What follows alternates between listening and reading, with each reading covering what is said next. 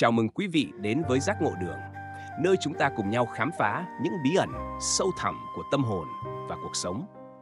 Hôm nay, chúng ta sẽ cùng nhau tìm hiểu một chủ đề vô cùng thú vị và ý nghĩa. 20 dấu hiệu cho thấy bạn đã tích lũy phúc đức từ kiếp trước đến kiếp này.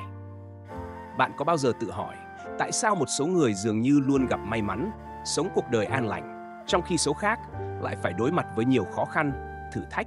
Liệu đó chỉ là sự may rủi hay có một quy luật nào đó chi phối? Phật giáo với triết lý nhân quả sâu sắc cho rằng cuộc sống hiện tại là tổng hòa của những hành động, suy nghĩ và tâm niệm trong quá khứ, kể cả những kiếp sống trước.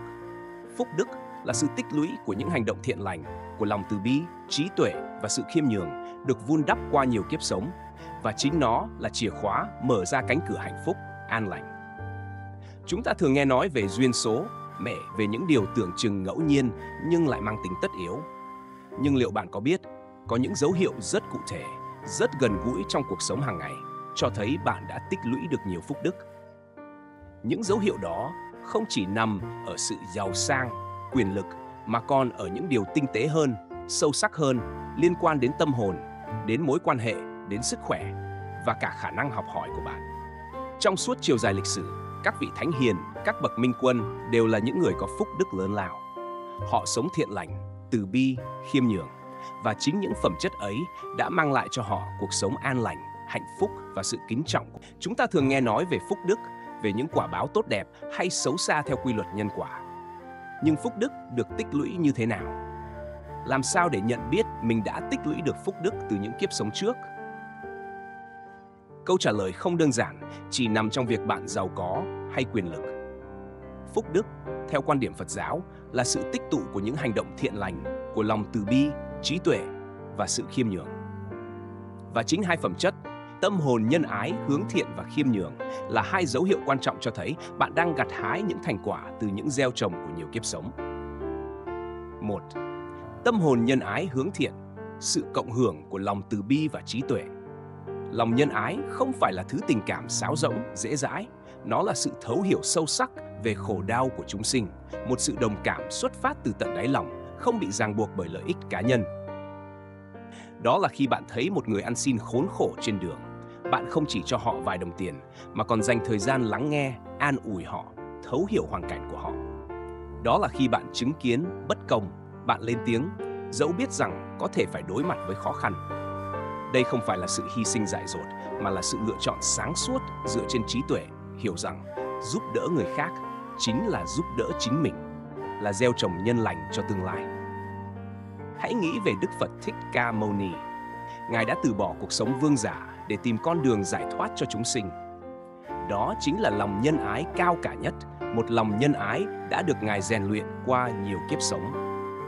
Hay như Bồ Tát Quán Thế Âm, vị Bồ Tát Đại Bi, luôn lắng nghe và cứu khổ chúng sinh. Hình ảnh của Ngài đã trở thành biểu tượng của lòng nhân ái bất diệt, một minh chứng hùng hồn cho việc tích lũy phúc đức qua vô lượng kiếp. Trong lịch sử hiện đại, chúng ta cũng thấy những tấm gương sáng. Mẹ Teresa, người đã dành cả đời để phục vụ những người nghèo khó, bệnh tật ở Calcutta. Hành động của bà không chỉ là lòng nhân ái đơn thuần, mà còn là sự phản ánh của phúc đức được tích lũy qua nhiều kiếp. Bà không mong cầu danh lợi, mà chỉ đơn giản là làm những gì bà cho là đúng đắn, và lòng từ bi của bà đã lan tỏa khắp thế giới, mang lại niềm hy vọng cho biết bao con người. Sự cảm thông và chia sẻ nỗi đau với người khác không đòi hỏi điều kiện là điểm then chốt.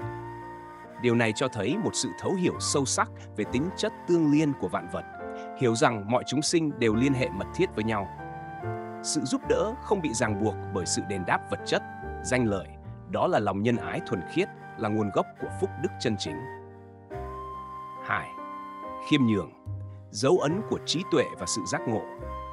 Khiêm nhường không phải là sự yếu đuối, mà là sự nhận thức rõ ràng về bản thân và vị trí của mình trong vũ trụ bao la. Người khiêm nhường hiểu rằng thành công không phải do nỗ lực cá nhân hoàn toàn, mà còn nhờ vào sự may mắn, hoàn cảnh và cả những nhân duyên tích lũy từ kiếp trước. Họ không tự phụ, không tự mãn, mà luôn giữ thái độ học hỏi, nhận thức được sự hạn chế của bản thân. Hãy nhìn vào cuộc đời của các vị thiền sư nổi tiếng. Họ đạt tới cảnh giới giác ngộ cao nhất nhưng vẫn giữ được sự khiêm nhường tuyệt đối. Họ không khoe khoang về thành tựu của mình, mà dành thời gian để hướng dẫn người khác trên con đường tu tập. Sự khiêm nhường của họ là minh chứng cho trí tuệ và sự giác ngộ sâu sắc, là biểu hiện của phúc đức lớn lao được tích lũy qua nhiều kiếp sống. Lấy ví dụ như Thiền sư Thích Nhất Hạnh. Ngài đã đạt được nhiều thành tựu đáng kể trong việc truyền bá Phật Pháp trên toàn thế giới, nhưng Ngài luôn khiêm nhường, dành thời gian để hướng dẫn, chia sẻ với mọi người, không bao giờ tự cho mình là hơn người khác. Khiêm nhường giúp luôn mở lòng để học hỏi và nhận thức rằng tri thức là vô hạn. Đây là một triết lý sâu sắc của Phật giáo. Khiêm nhường không chỉ là một thái độ sống, mà còn là con đường dẫn đến trí tuệ. Chỉ khi ta bỏ đi cái tôi kiêu ngạo, ta mới có thể mở lòng đón nhận những kiến thức mới, những kinh nghiệm mới và từ đó đạt được sự giác ngộ. Chúng ta thường nghe nói về duyên số, về những mối quan hệ tưởng chừng ngẫu nhiên nhưng lại mang tính tất yếu, hay về một cuộc sống suôn sẻ, dễ dàng vượt qua khó khăn. Liệu đó chỉ là may mắn hay là kết quả của một quá trình tích lũy từ nhiều kiếp? Phật Pháp cho rằng cuộc sống hiện tại là tổng hòa của những hành động, suy nghĩ và tâm niệm trong quá khứ, bao gồm cả những kiếp sống trước. Hai yếu tố, cuộc sống suôn sẻ và mối quan hệ lý tưởng, là hai dấu hiệu đặc biệt cho thấy bạn đã tích lũy được nhiều phúc đức từ những kiếp sống trước. 3. Cuộc sống suôn sẻ, hạt giống thiện lành đơm hoa kết trái. Cuộc sống thuận lợi, dễ dàng vượt qua thử thách không phải là một điều may mắn ngẫu nhiên. Đó là sự phản ánh trực tiếp của nghiệp thiện tích lũy. Phật Pháp dạy rằng mọi hành động đều có quả báo và những hành động thiện lành sẽ tạo nên phúc đức, dẫn đến cuộc sống an lành, hạnh phúc. Điều này không có nghĩa là người có phúc đức sẽ không gặp khó khăn, mà là khi gặp khó khăn, họ có khả năng vượt qua dễ dàng hơn với sự giúp đỡ bất ngờ hay sự sáng suốt trong quyết định. Hãy nghĩ về câu chuyện của Đức Phật Thích Ca Mâu Ni.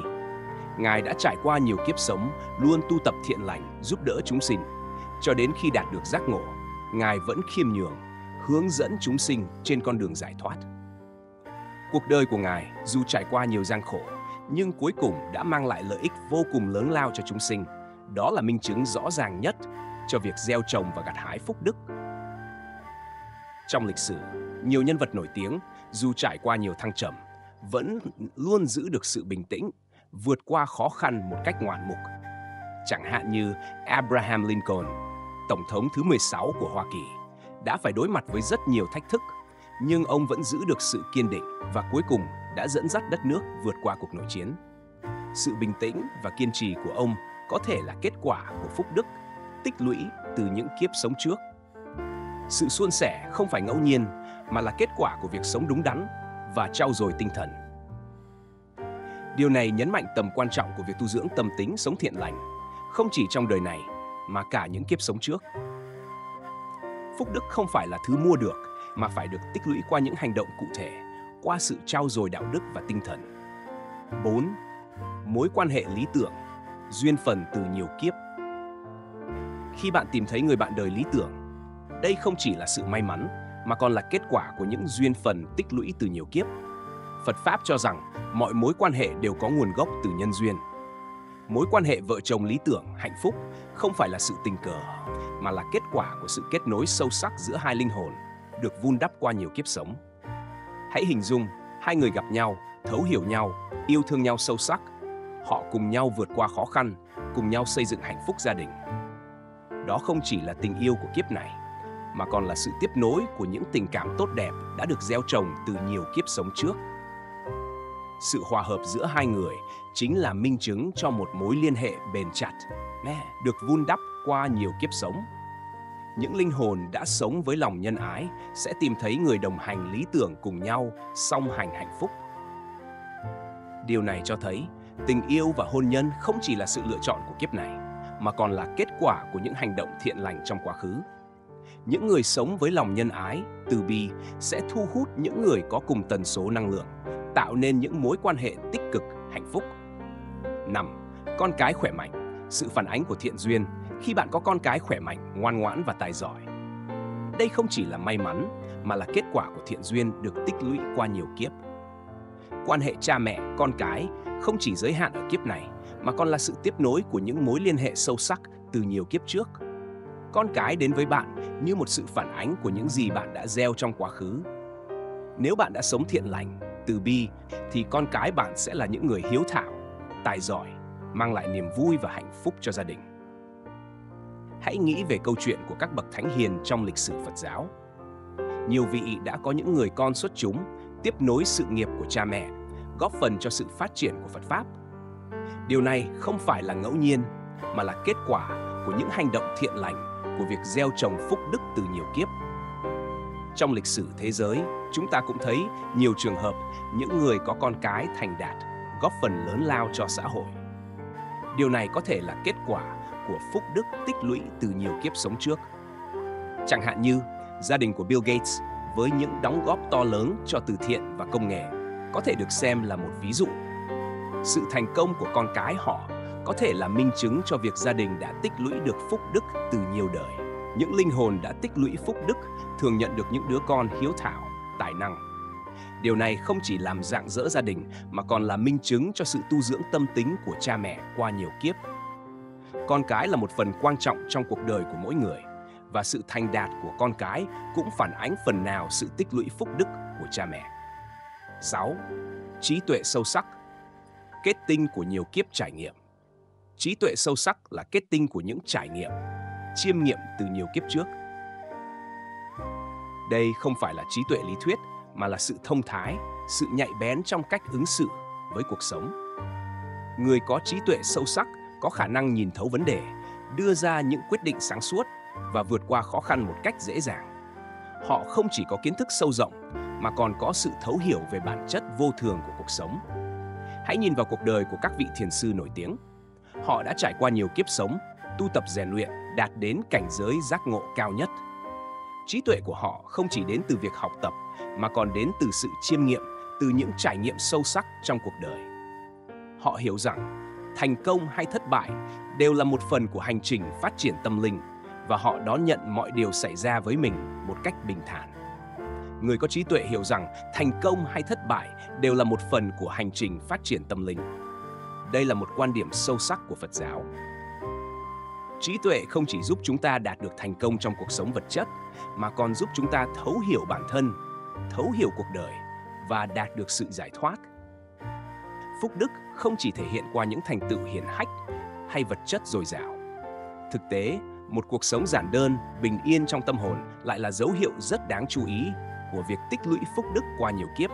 Đó là sự buông bỏ, là sự hiểu biết sâu sắc về bản chất vô thường của cuộc sống và là sự an trụ trong chính mình. 7. Cuộc sống đơn giản. Sự bình an đích thực. Một cuộc sống đơn giản nhưng bình an là dấu hiệu của sự buông bỏ từ nhiều kiếp trước. Phật giáo luôn nhấn mạnh tầm quan trọng của việc buông bỏ dục vọng, tham sân si. Những người theo đuổi vật chất, danh lợi thái quá thường rơi vào vòng luẩn quẩn của khổ đau. Ngược lại, những ai đã trải qua nhiều kiếp sống, đã học được bài học về vô thường thì sẽ hiểu rằng hạnh phúc không nằm ở việc sở hữu nhiều của cải, mà là sự thanh thản trong tâm hồn. Họ lựa chọn một cuộc sống đơn giản, tập trung vào những giá trị tinh thần và tìm thấy sự tự do đích thực trong sự buông bỏ. Hãy nghĩ đến những vị thiền sư nổi tiếng, họ sống cuộc đời thanh đạm, từ bỏ mọi dục vọng trần tục để tập trung vào việc tu tập, giải thoát. Cuộc sống của họ không giàu sang, nhưng lại tràn đầy bình an và hạnh phúc. Sự đơn giản trong lối sống của họ chính là minh chứng cho sự buông bỏ, là kết quả của việc tích lũy phúc đức qua nhiều kiếp. Lấy ví dụ như thiền sư Thích Nhất Hạnh, Ngài sống một cuộc đời giản dị, tập trung vào việc thực hành chánh niệm, chia sẻ Phật Pháp với mọi người. Ngài không bị ràng buộc bởi vật chất, mà luôn tìm thấy sự bình an trong tâm hồn. Cuộc sống của Ngài chính là một tấm gương sáng cho thấy sự giản dị, bình yên chính là một trong những dấu hiệu của phúc đức.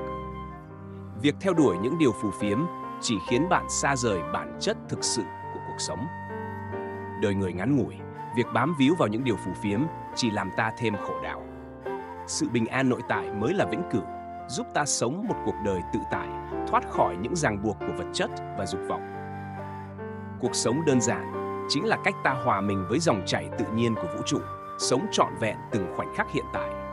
Đó là sự giác ngộ, là kết quả của quá trình tu tập, rèn luyện tâm tính qua nhiều kiếp sống. Sự trưởng thành của một con người không chỉ đo lường bằng tuổi tác, bằng những thành tựu vật chất, mà còn, và có lẽ quan trọng hơn, là sự trưởng thành về tâm hồn. Sự trưởng thành ấy được tôi luyện qua nhiều kiếp sống, được thể hiện rõ nét qua hai phẩm chất: tâm thái lạc quan và khả năng đối diện với khó khăn. Hai phẩm chất này chính là những dấu hiệu cho thấy bạn đã tích lũy được nhiều phúc đức từ nhiều kiếp sống trước. Sự trưởng thành của một con người không chỉ đo lường bằng tuổi tác, bằng những thành tựu vật chất, mà còn, và có lẽ quan trọng hơn, là sự trưởng thành về tâm hồn. Sự trưởng thành ấy được tôi luyện qua nhiều kiếp sống, được thể hiện rõ nét qua hai phẩm chất: tâm thái lạc quan và khả năng đối diện với khó khăn. Hai phẩm chất này chính là những dấu hiệu cho thấy bạn đã tích lũy được nhiều phúc đức từ nhiều kiếp sống trước. 8. Sự trưởng thành về mặt tâm hồn, bài học của vô thường. Sự trưởng thành về mặt tâm hồn không đến từ tuổi tác, mà từ khả năng đối diện với thăng trầm của cuộc sống. Đời người là một chuỗi những thăng trầm, vui buồn, thành công và thất bại. Những người chỉ trải qua một kiếp sống ngắn ngủi thường dễ bị cuốn vào những cảm xúc tiêu cực khi gặp khó khăn. Nhưng những linh hồn đã trải qua nhiều kiếp sống, đã thấm nhuần triết lý vô thường của Phật giáo, thì sẽ có một sự trưởng thành khác biệt. Họ không còn sợ hãi trước khó khăn, mà biết rằng mỗi thử thách đều là một bài học quý giá, là một cơ hội để trưởng thành hơn. Hãy nghĩ đến những vị thiền sư nổi tiếng. Họ đã trải qua nhiều kiếp sống, đối mặt với vô số khó khăn, nhưng vẫn giữ được sự bình tĩnh, sự an nhiên trong tâm hồn. Họ không bị cuốn vào những lo lắng, phiền muộn của cuộc đời, mà luôn giữ được sự cân bằng, sự tỉnh táo trong tâm. Ví dụ như Đức Phật Thích Ca Mâu Ni, Ngài đã từ bỏ cuộc sống vương giả, đối mặt với vô số khó khăn trên con đường tìm kiếm chân lý. Nhưng Ngài vẫn giữ được sự kiên định và cuối cùng đã đạt đến giác ngộ. Sự trưởng thành về mặt tâm hồn của Ngài là minh chứng rõ ràng nhất cho việc tích lũy phúc đức qua nhiều kiếp. Họ không để bị cuốn vào lo lắng hay phiền muộn của cuộc đời. Sự trưởng thành về tâm hồn giúp họ giữ được sự bình tĩnh, sự an nhiên trong mọi hoàn cảnh.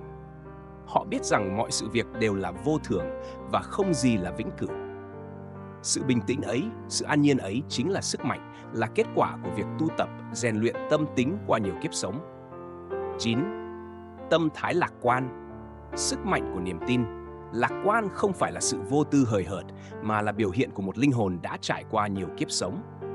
Lạc quan không phải là sự phủ nhận khó khăn, mà là sự chấp nhận, là sự tin tưởng vào khả năng vượt qua khó khăn của bản thân. Người lạc quan nhìn ra cuộc sống vốn đầy biến động, nhưng sau mỗi cơn bão, bầu trời lại sáng.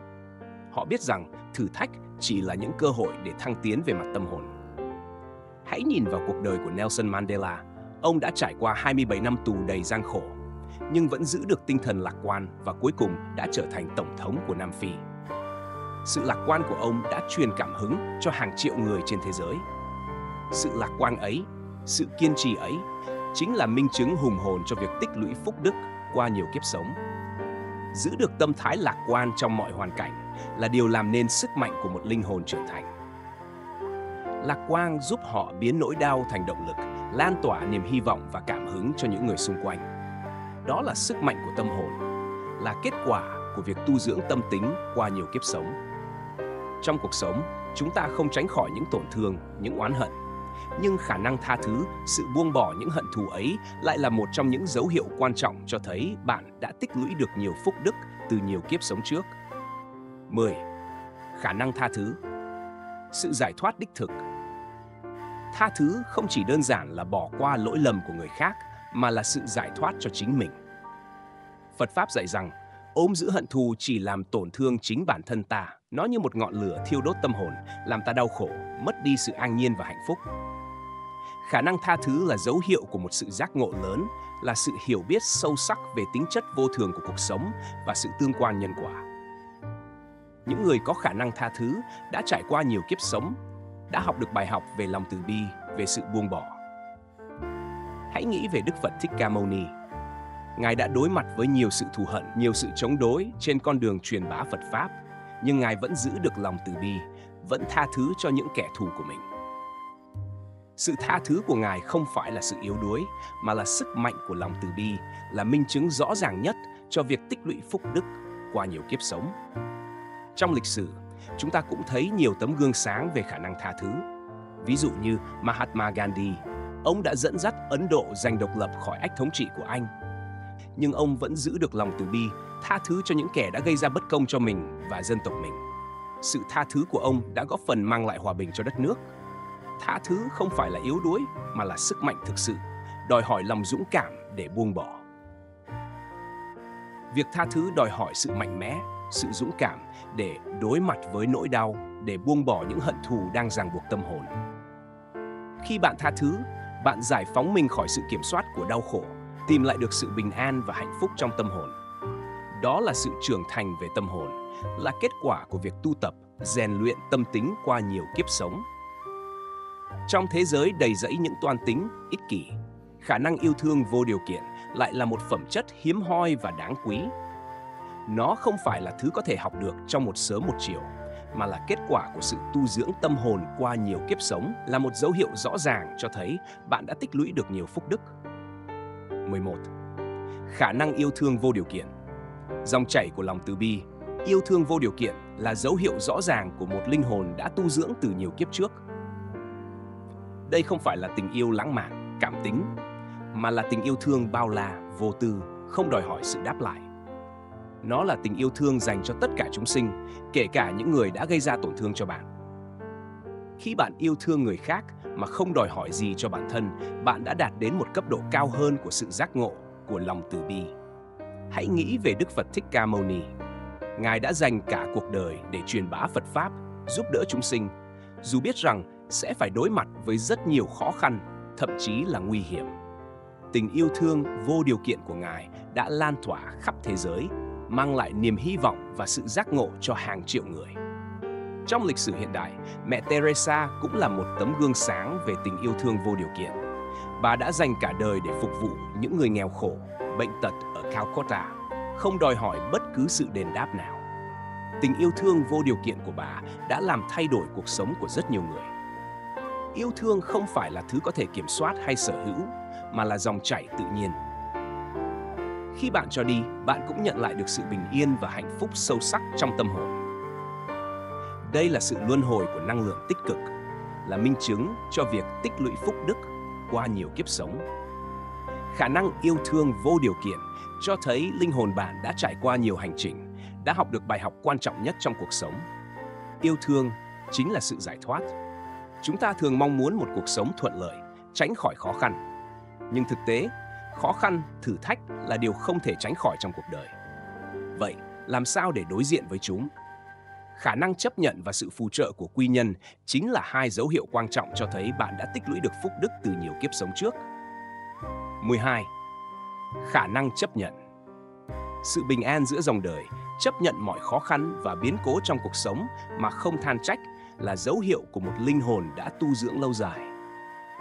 Chấp nhận không phải là sự cam chịu, mà là sự thấu hiểu sâu sắc về bản chất vô thường của cuộc sống.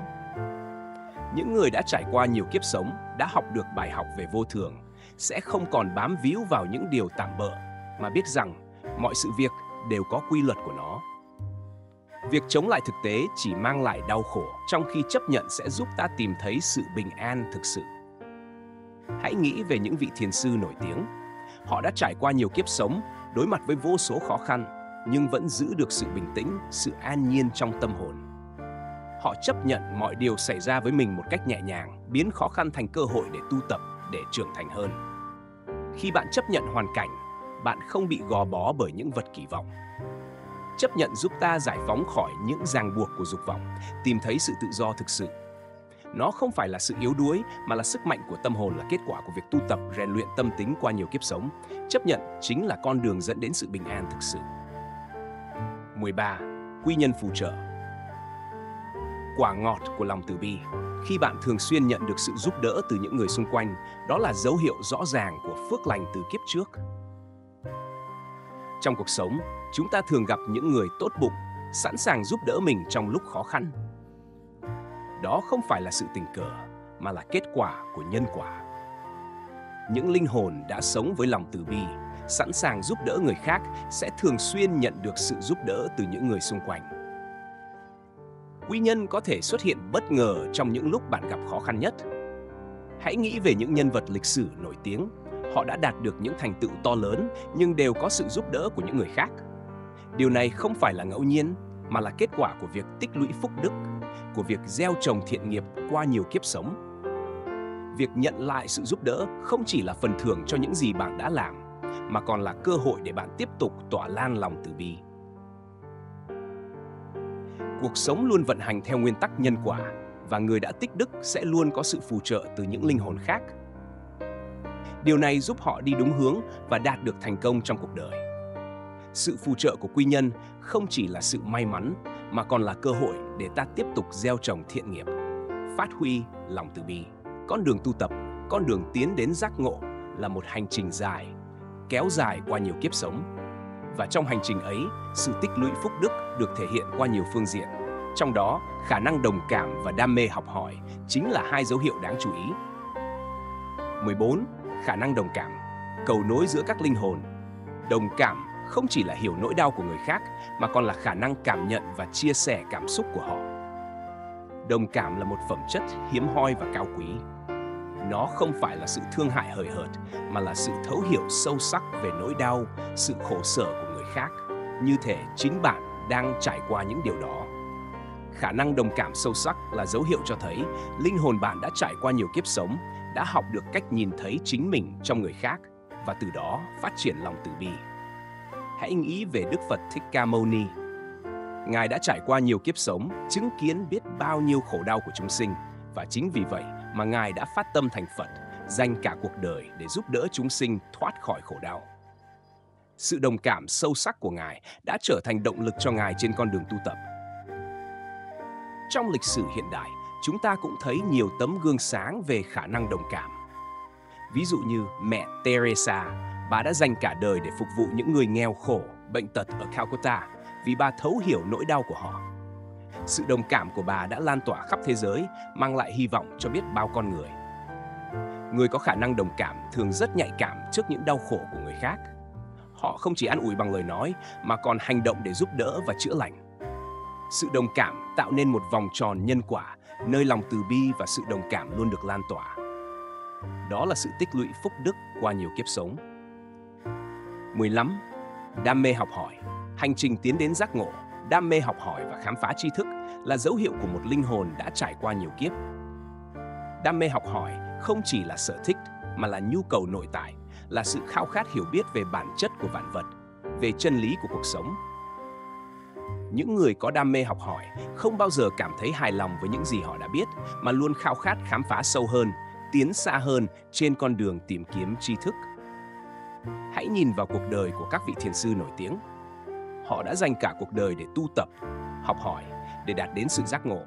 Họ không ngừng tìm kiếm tri thức, không ngừng hoàn thiện bản thân. Đam mê học hỏi là động lực giúp họ tiến gần hơn đến sự giác ngộ. Trong cuộc hành trình qua nhiều kiếp, mỗi linh hồn đều có nhiệm vụ học hỏi và tiến hóa. Đam mê học hỏi không chỉ giúp chúng ta đạt được thành công trong cuộc sống vật chất, mà còn giúp chúng ta thấu hiểu bản thân, thấu hiểu cuộc đời và tiến gần hơn đến sự giác ngộ. Đó là sự tích lũy phúc đức qua nhiều kiếp sống.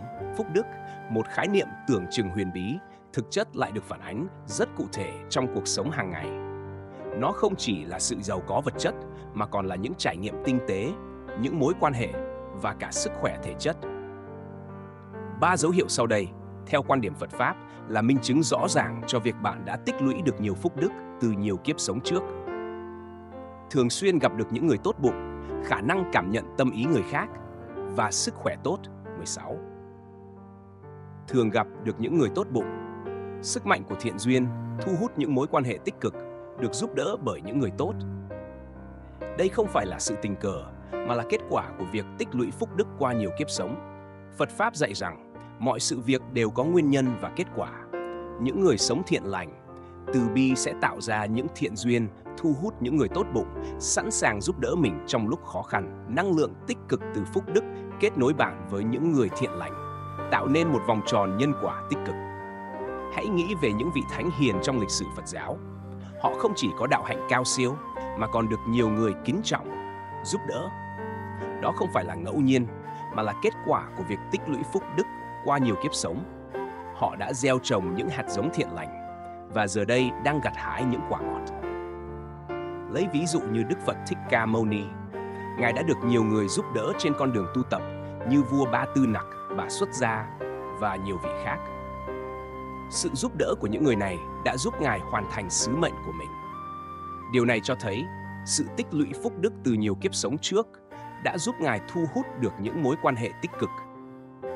Sự xuất hiện của những người tốt bụng không chỉ mang lại sự giúp đỡ cụ thể, mà còn mang lại niềm tin, sự động viên và nguồn năng lượng tích cực cho bạn. Nó khẳng định rằng bạn đang đi đúng hướng, đang sống một cuộc đời có ý nghĩa. 17. Cảm nhận tâm ý người khác. Sự nhạy bén của tâm hồn, đồng cảm, thấu hiểu tâm trạng người khác mà không cần lời nói.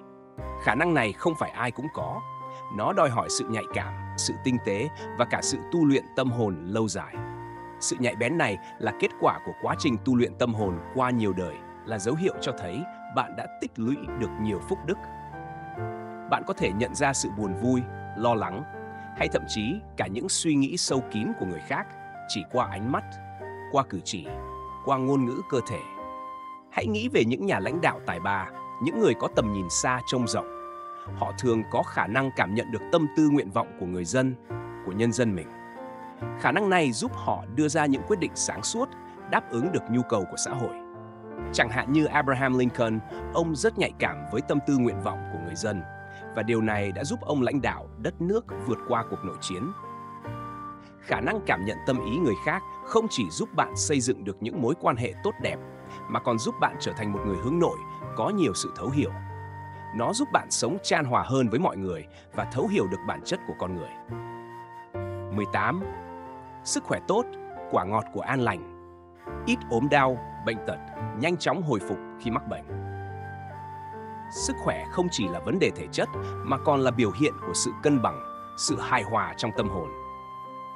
Những người tích lũy được nhiều phúc đức thường có sức khỏe tốt, ít khi mắc bệnh nặng và nhanh chóng hồi phục khi mắc bệnh.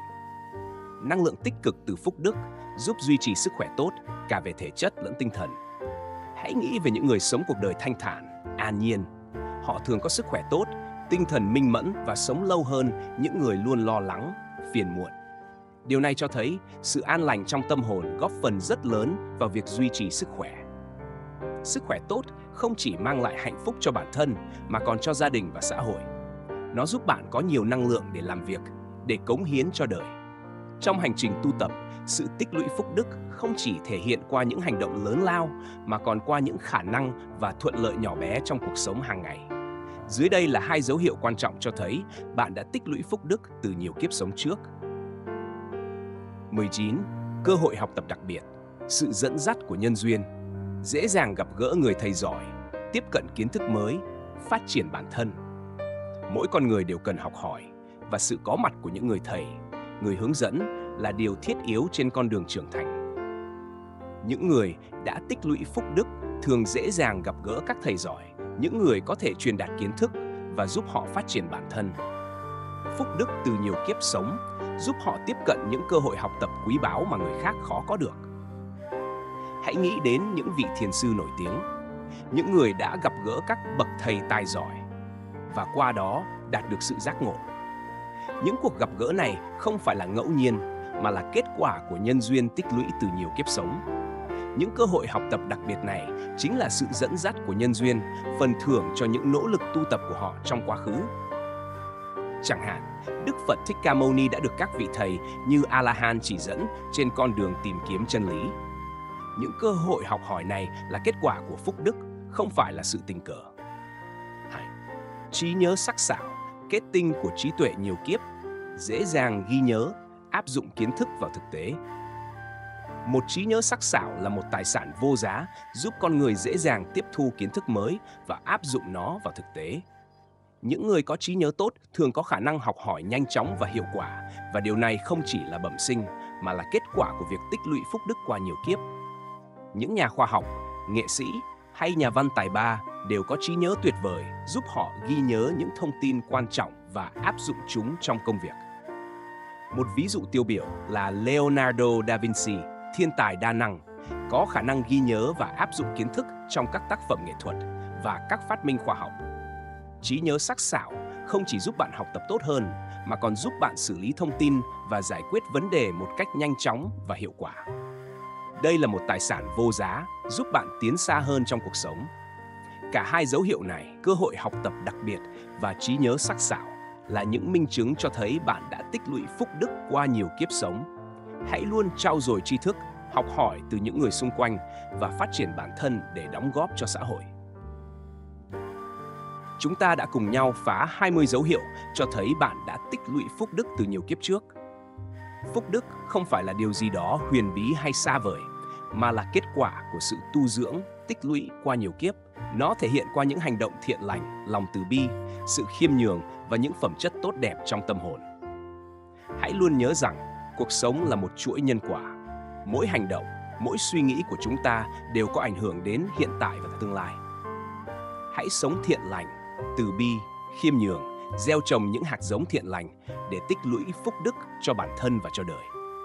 Hãy trân trọng những gì mình đang có và luôn hướng đến sự tốt đẹp trong cuộc sống. Cơ hội học tập đặc biệt và trí nhớ sắc sảo là hai dấu hiệu quan trọng cho thấy bạn đã tích lũy được nhiều phúc đức từ nhiều kiếp sống trước. Hãy không ngừng học hỏi, trau dồi kiến thức để phát triển bản thân và đóng góp cho xã hội. Chúng ta đã cùng nhau khám phá 20 dấu hiệu cho thấy bạn đã tích lũy phúc đức từ nhiều kiếp sống trước. Phúc đức không phải là điều gì đó huyền bí, xa vời, mà là kết quả của sự tu dưỡng, tích lũy qua nhiều kiếp sống. Nó được thể hiện qua những hành động thiện lành, qua lòng từ bi, qua sự khiêm nhường và qua những phẩm chất tốt đẹp trong tâm hồn. Hãy nhớ rằng, cuộc sống là một chuỗi nhân quả. Mỗi hành động, mỗi suy nghĩ của chúng ta đều có ảnh hưởng đến hiện tại và tương lai. Hãy sống thiện lành, từ bi, khiêm nhường, gieo trồng những hạt giống thiện lành để tích lũy phúc đức cho bản thân và cho đời. Hãy trân trọng những gì mình đang có và hãy luôn hướng đến sự tốt đẹp. Cảm ơn quý vị đã theo dõi video của Giác Ngộ Đường. Hãy đăng ký kênh và nhấn chuông để không bỏ lỡ những video mới nhất của chúng tôi. Kính chúc quý vị luôn an lành và hạnh phúc.